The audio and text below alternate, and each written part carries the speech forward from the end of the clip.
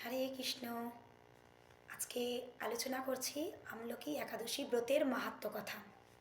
ফাল্গুন মাসের শুক্লপক্ষের একাদশী ব্রত আমলকি একাদশী ব্রত 27শে ফেব্রুয়ারি শুক্রবার 2026 অনুষ্ঠিত হতে চলেছে। এই ব্রত অত্যন্ত মাহাত্ম্যপূর্ণ। এখন আমরা শ্রবণ করব এই একাদশী ব্রতের মাহাত্ম্য কথা। শাস্ত্রে বলা হয়েছে আমলকি একাদশী ব্রত পালন করলে ভাগবত ধাম অর্থাৎ বিষ্ণু লোকে গতি হয়। আমলকি বৃক্ষ বিশ্বের সর্বপ্রথম বৃক্ষ। পরমেশ্বর ভগবান শ্রীকৃষ্ণের মুখরবিন্দু থেকে এক বিন্দু জল নিঃসৃত হয়েছিল। সেই জলবিন্দু থেকে প্রথম আমলকি বৃক্ষের উৎপত্তি হয়েছিল। আমলকি ফল হচ্ছে এই মহাবিশ্বের মধ্যে প্রথম উৎপন্ন ফল হচ্ছে আমলকি ফল, আর প্রথম উৎপন্ন ফুল হচ্ছে পদ্ম ফুল। তাই আমলকি বৃক্ষকে সমস্ত বৃক্ষের আদি বলা হয়েছে ও পরম বৈষ্ণব বলা হয়েছে শাস্ত্রে। আমলকি বৃক্ষে ব্রহ্মা বিষ্ণু মহেশ্বর অবস্থান করেন। এই বৃক্ষের সমস্ত শাখা প্রশাখা পাতায় সমস্ত ঋষি ও দেবতাগণ অবস্থান করেন। অত্যন্ত মাহাত্ম্যপূর্ণ এই আমলকি বৃক্ষ। এই একাদশী ব্রত পালন করে আমলকি বৃক্ষের স্মরণ করলে গাভীদানের ফল লাভ হয়।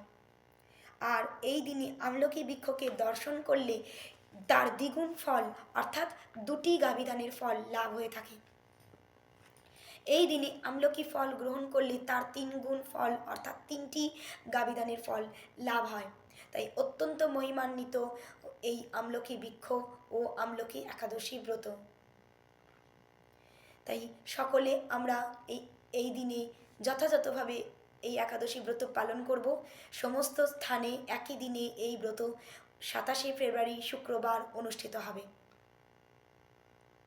এখন আমরা এই একাদশী ব্রতের মাহাত্ম্য কথা শ্রবণ করব। যুধিষ্ঠির বললেন, হে কৃষ্ণ, মা ফালদাতা বিজয়া একাদশীর কথা শুনলাম। এখন ফাল্গুন মাসের শুক্লপক্ষের একাদশী যে নামে বিখ্যাত তা বর্ণনা করুন। শ্রীকৃষ্ণ বললেন, হে মহাভাগ যুধিষ্ঠির, মান্ধাত্তার প্রশ্নের উত্তরে মহাত্মা বশিষ্ঠ এই একাদশীর মহিমা কীর্তন করেছিলেন। আপনার কাছে এখন আমি সেই কথা বলছি। এই একাদশীর নাম আমলকি। বিষ্ণু লোক প্রদানকারী রূপে এই আমলকি একাদশী বিশেষভাবে মহিমান্বিত। একাদশীর দিন আমলকি বৃক্ষের তলে রাত্রি জাগরণ করলে সহস্র গাভীদানের ফল লাভ হয়। হে পাণ্ডুনন্দন, পূর্বে ব্রহ্মার রাত্রেতে দৈনন্দিন প্রলয় উপস্থিত হলে স্থাবর জঙ্গম সহ দেবতা অসুর রাক্ষস সব কিছুর বিনাশ হয়। তখন ভগবান সেই কারণ সমুদ্রে অবস্থান করেন। তার মুখপদ্ম থেকে চন্দ্রবর্ণের এক বিন্দু জল ভূমিতে পড়ে। সেই জলবিন্দু থেকে একটি বিশাল আমলকি বৃক্ষ উৎপন্ন হয়। এই বৃক্ষের স্মরণমাত্র গোদানের ফল লাভ হয়। দর্শনে তাহার দ্বিগুণ এবং তার ফলভক্ষণে 3 গুণ ফল লাভ হয়। এই বৃক্ষে ব্রহ্মা বিষ্ণু আর মহেশ্বর সর্বদা অবস্থান করেন। এর প্রতিটি শাখা প্রশাখায় ও পাতায় ঋষি দেবতা ও প্রজাপতিগণ বাস করেন। এই বৃক্ষকে সমস্ত বৃক্ষের আদি বলা হয়। তা পরম বৈষ্ণব রূপে বিখ্যাত। অতএব এই শ্রেষ্ঠ ব্রত সকলেরই পালনীয়। এখন এই ব্রতের একটি অদ্ভুত ইতিহাস আপনার কাছে বর্ণনা করছি। প্রাচীনকালে বৈদিশ নামে এক প্রসিদ্ধ নগরী ছিল। এই নগরের চৈত্ররথ নামে এক রাজা রাজত্ব করতেন। চন্দ্রবংশীয় পাশবিন্দু রাজার পুত্ররূপে তিনি জন্মগ্রহণ করেন। তিনি অত্যন্ত শক্তিমান ও ঐশ্বর্যশালী ছিলেন। শাস্ত্রজ্ঞানে তিনি ছিলেন সুনিপুণ। তার রাজ্যে সর্বত্রই মনোরম আনন্দপূর্ণ এক দিব্য পরিবেশ লক্ষ্য করা যেত। প্রজারা ছিলেন বিষ্ণু ভক্তি পরায়ণ। সকলেই একাদশী ব্রত পালন করতেন। তার রাজ্যে কোনো অভাব অমঙ্গল ছিল না। এইভাবে প্রজাদের নিয়ে রাজা চৈত্ররথ সুখে দিন যাপন করতে থাকেন। একসময় ফাল্গুনী শুক্লপক্ষের দ্বাদশী যুক্ত এক আমলকি একাদশী তিথি সমাগত হওয়ায় রাজ্যের সকলেই প্রজাদের নিয়ে রাজা ভগবান শ্রীবিষ্ণুর মন্দিরে যান। সেখানে সুবাসিত জলপূর্ণ কলস ছত্র বস্ত্র পাদুকা পঞ্চরত্ন ইত্যাদি দিয়ে সাজিয়ে স্থাপন করেন। তারপর ধূপ দিয়ে যত্ন সহকারে মুনি ঋষিদের শ্রী পরশুরাম মূর্তি সমন্বিত আমলকির পূজা করেন। হে পরশুরাম, হে রেণুকার সুখবর্ধক, হে ধাত্রী, হে পাপ বিনাশকারী আমলকি, তোমাকে প্রণাম, আমার অর্ঘ্যজল গ্রহণ করুন। এইভাবে এই দিনে যথাবিধি পূজা, স্তব, স্তুতি, নিত্যগীত করে রাজা ভক্তি ভরে সেই বিষ্ণু মন্দিরে রাত্রি জাগরণ করতে লাগলেন। এমন সময় দৈবযোগে একটি ব্যাধ সেখানে উপস্থিত হয়। প্রজার পূজার সামগ্রী সহ বহু ব্যক্তিকে একত্রে রাত্রি জাগরণ করতে দেখে সে কৌতূহলাক্রান্ত হলো। সে ভাবল, এসব কি ব্যাপার। বিষ্ণু মন্দিরে প্রবেশ করে সে বসে পড়ল। কলসের ওপরে স্থাপিত বিষ্ণু মূর্তি দর্শন করল। ভগবান বিষ্ণু এবং একাদশীর মাহাত্ম্য সে মনোযোগ দিয়ে শুনল। সারাদিন এই ব্যাধ সব কিছু সারাদিন ওই ব্যাধ কিছু আহার করেনি। এইভাবে ক্ষুধার কাতর হয়ে সেখানে সে রাত্রি জাগরণ করল। পরদিন প্রজাসহ রাজা নগরের দিকে যাত্রা করলেন।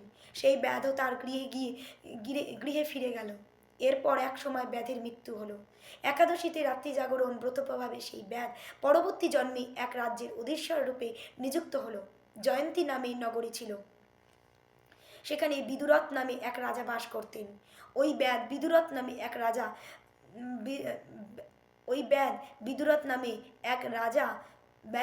বাস করতেন। ওই ব্যাধ বিদুরথ রাজার মহাবলী পুত্ররূপে জন্মগ্রহণ করেন। তার নাম হয় বসুরথ। 1,00,000 গ্রামের আধিপত্য তিনি লাভ করলেন। তিনি ছিলেন সূর্যের মতো তেজস্বী, চন্দ্রের মতো কান্তিমান ও পৃথিবীর মতো ক্ষমাশীল। তিনি বিভিন্ন সদ্গুণে ভূষিত বসুরথ পরম বিষ্ণু ভক্তি পরায়ণ হন। এই মহাদাতা রাজা একবার শিকার করতে গিয়ে পথ ভুলে যান। গভীর জঙ্গলের মধ্যে ক্ষুধায় পীড়িত হয়ে তিনি ক্লান্তিবশত শুয়ে পড়েন। এমন সময় কতগুলি পর্বতনিবাসী ম্লেচ্ছ রাজার কাছে এসে নানাভাবে উৎপীড়ন করতে থাকে। রাজাকে তাদের শত্রু মনে করে তারা তাকে হত্যা করতে চেষ্টা করে। পূর্বে এই রাজা আমাদের পিতা, মাতা, পুত্র, পৌত্র সবাইকে মেরে ফেলেছে, আমাদের গৃহছাড়া করেছে। এই রকম বলতে বলতে ম্লেচ্ছরা রাজাকে হত্যা করতে উদ্যত হয়। তারা বিভিন্ন অস্ত্রশস্ত্রে তাকে আহত করতে থাকে। কিন্তু আশ্চর্যের বিষয়, তাদের সকল প্রচেষ্টা ব্যর্থ হয়। রাজার কোনো ক্ষতিই তারা সাধন করতে পারেনি। তখন রাজার শরীর থেকে নানা অলঙ্কারে ভূষিতা এক পরম সুন্দরী স্ত্রীমূর্তি আবির্ভূত হন। মহাশক্তিধারিণী এই নারী অল্প সময়ের মধ্যেই সকল পাপী ম্লেচ্ছকে নিধন করল। রাজার নিদ্রা ভঙ্গ হলো। এই ভয়ানক হত্যাকাণ্ড দেখে রাজা অত্যন্ত বিস্মিত হলেন। তিনি বলতে লাগলেন, আহা, আমার শত্রুদের হত্যা করে কি আমার প্রাণ রক্ষা করলো? এমন কৃপালু কে আছে? আমি তার প্রতি আমার কৃতজ্ঞতা প্রকাশ করছি। এমন সময় দৈববাণী হলো, ভগবান কেশব ব্যতীত শরণাগতকে রক্ষা করবার আর কে আছে? তিনি শরণাগত পালক। দৈববাণী শুনে তিনি ভক্তিযুক্ত চিত্তে গৃহে ফিরে এলেন। তারপর প্রজাসহ মহাসুখে ইন্দ্রের মতো নিষ্কণ্টক রাজ্য ভোগ করতে লাগলেন। বশিষ্ঠ বললেন, হে রাজন, যে মানুষ এই পরম উত্তম আমলকি একাদশী ব্রত পালন করেন তিনি নিঃসন্দেহে বিষ্ণুলোক প্রাপ্ত হন। এখন আলোচনা করছি এই সমস্ত স্থানের পালনের সময়সূচি। পশ্চিমবঙ্গের পালনের সময় হচ্ছে সকাল 6টা 2 থেকে 9টা 52 মিনিট, দিল্লি 6টা 47 থেকে 10টা 38 মিনিট, বৃন্দাবন 6টা 44 থেকে 10টা 36 মিনিট, উত্তরপ্রদেশ 6টা 32 থেকে 10টা 23 মিনিট, মহারাষ্ট্র সহ মুম্বাই 6টা 58 থেকে 10টা 53 মিনিট, পুনে সহ মহারাষ্ট্র 6টা 54 থেকে 10টা 49 মিনিট, নাগপুর সহ মহারাষ্ট্র 6টা 35 থেকে 10টা 29 মিনিট, চেন্নাই তামিলনাড়ু 6টা 25 থেকে 10টা 22 মিনিট, ভুবনেশ্বর উড়িষ্যা 6টা 7 থেকে 10টা 2 মিনিট, ঝাড়খণ্ড 6টা 11 থেকে 10টা 4 মিনিট, বিহার 6টা 11 থেকে 10টা 3 মিনিট, ছত্তিশগড় 6টা 23 থেকে 10টা 17 মিনিট, শিলং মেঘালয় 5টা 46 থেকে 9টা 39 মিনিট, গুয়াহাটি অসম 5টা 47 থেকে 9টা 39 মিনিট, আগরতলা ত্রিপুরা 5টা 48 থেকে 9টা 41 মিনিট, মিজোরাম 5টা 40 থেকে 9টা 34 মিনিট, মণিপুর 5টা 37 থেকে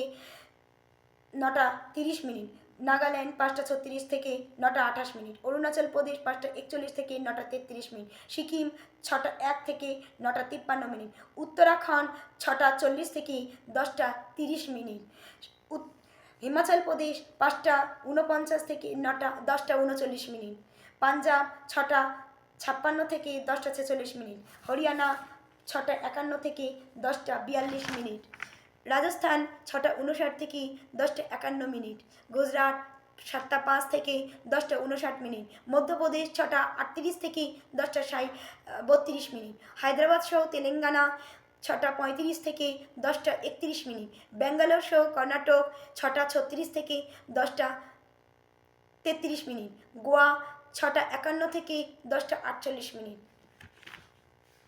হরে কৃষ্ণ। সবার উদ্দেশ্যে আমার একটি প্রার্থনা যে সবাই ভক্তি সহকারে একাদশী ব্রত পালন করুন এবং ভাগবত ভক্তি লাভ করুন। রাধে রাধে।